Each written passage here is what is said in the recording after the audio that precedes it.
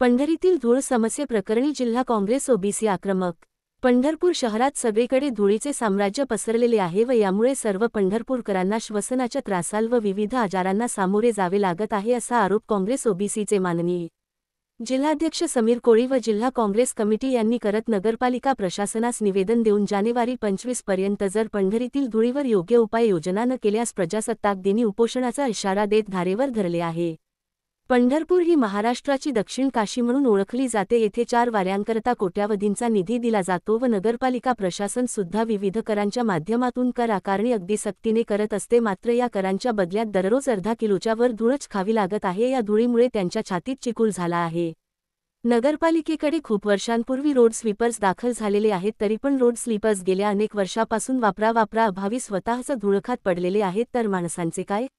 यावेळी सोलापूर जिल्हा काँग्रेसचे उपाध्यक्ष नागेशजी गंगेकर, जिल्हा उपाध्यक्ष सुहास भाळवणकर, जिल्हा सरचिटणीस राजाभाऊ उराडे, तालुका अध्यक्ष हनुमंत मोरे, पंढरपूर मंगळवेढा विधानसभा युवक अध्यक्ष बलदेव शिकलकर, काँग्रेस वाहतूक संघटना जिल्हाध्यक्ष दिलीप तात्या फडतरे, समाजसेवक शिवाजी राजे धोत्रे, काँग्रेसचे ज्येष्ठ नेते मामा फलटणकर व ज्येष्ठ नेते प्राध्यापक अशोक डोळ, नागनाथ आद, धनंजय काकडे, आनंद सोमासे, देवानंद इरकल, पंढरपूर मंगळवेढा सोशल मीडिया अध्यक्ष बाळासाहेब आसबे, बाळासाहेब अंकुशराव, युवराज जाधव, सचिन मगर, भास्कर जगताप व सर्व आजी माजी पदाधिकारी व काँग्रेस प्रेमी बहुसंख्येने उपस्थित होते।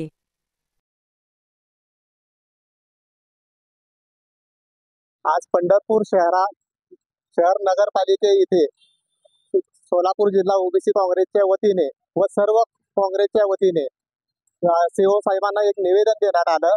पंढरपूरमध्ये धुळीचं साम्राज्य भरपूर वाढलेलं आहे।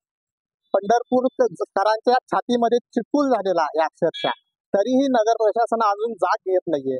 याच्याबद्दल आम्ही सोलापूर जिल्हा व सर्व काँग्रेस कमिटी यांच्या वतीने एक निवेदन देण्यात आलं। या निवेदनामध्ये खास पंढरपूर शहरातील मेन रोड जे आहेत त्याच्यावरती एवढी धूळ साचलेली आहे व त्यांचे कामगार अपुरे पडत आहेत। धुळीची मशीन 1.5 कोटी रुपयाची मशीन शासनाने दिलेली आहे, ती 5 वर्ष ती धूळच खात पडलेली आहे। मशीनच जर धूळ खात असेल तर माणसाच्या छातीत काय होत असेल याचा विचार करा तुम्ही।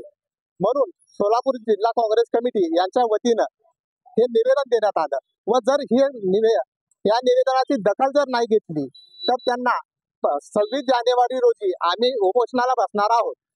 याची दखल नगरपालिका प्रशासनाने घ्यायला हवी, अन्यथा आम्ही तीव्र आंदोलन करू।